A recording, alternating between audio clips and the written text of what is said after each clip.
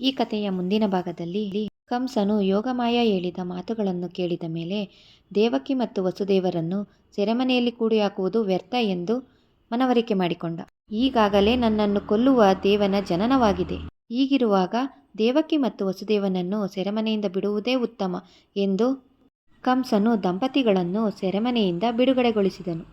ವಸುದೇವನು ಸೆರೆಮನೆಯಿಂದ ಬಿಡುಗಡೆಯಾದ ಬಳಿಕ ತನ್ನ ಪುತ್ರರಿಬ್ಬರ ಬಗೆಗಿನ ಸುದ್ದಿ ತಿಳಿಯಲು ಕಾತುರದಿಂದ ಕಾಯುತ್ತಿದ್ದನು. ಒಂದು ದಿನ ವಸುದೇವನು ನಂದನನ್ನು ಕಾಣಲು ಮಥುರೆಗೆ ಬರುತ್ತಾನೆ. ಅಲ್ಲಿ ನಂದನನ್ನು ಕಂಡು ವಸುದೇವನು ಸಂತೋಷಪಡುತ್ತಾನೆ.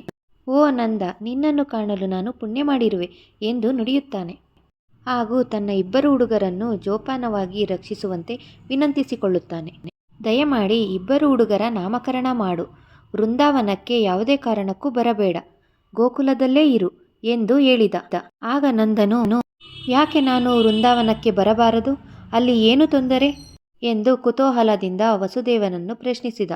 ಆಗ ವಸುದೇವನು ಹೀಗೆ ನುಡಿದ, ಅಲ್ಲಿ ದುಷ್ಟ ಕಂಸನು ಇದ್ದಾನೆ, ಈ ಹುಡುಗರಿಗೆ ತೊಂದರೆ ಕೊಡಬಹುದು ಎಂದು ಹೇಳಿದಾಗ ವಸುದೇವನ ಈ ಮಾತಿಗೆ ತಲೆದೂಗಿದ ನಂದನು ಗೋಕುಲದಲ್ಲೇ ಇರುವುದಾಗಿ ಒಪ್ಪಿಕೊಳ್ಳುತ್ತಾನೆ. ಆಗ ವಸುದೇವನು ದುಷ್ಟ ಕಂಸನು ಶ್ರೀಕೃಷ್ಣನನ್ನು ಕೊಲ್ಲಲು ಬಯಸುವುದೇಕೆ ಎಂಬುದನ್ನು ನಂದನಿಗೆ ವಿವರಿಸಿ ಹೇಳುತ್ತಾನೆ. ವಸುದೇವನು ಕಂಸನ ಬಗ್ಗೆ ಹೇಳಿದಂತಹ ವಿಷಯವನ್ನೆಲ್ಲ ಕೇಳಿ ಈ ಇಬ್ಬರು ಮಕ್ಕಳನ್ನು ಕಾಪಾಡುವುದು ಎಷ್ಟು ಮುಖ್ಯ ಎಂಬುದು ನಂದನಿಗೆ ಮನವರಿಕೆಯಾಯಿತು. ಈ ಕಥೆಯ ಮುಂದಿನ ಭಾಗವನ್ನು ನಂತರದ ವಿಡಿಯೋದಲ್ಲಿ ತಿಳಿಯೋಣ. ಧನ್ಯವಾದಗಳು.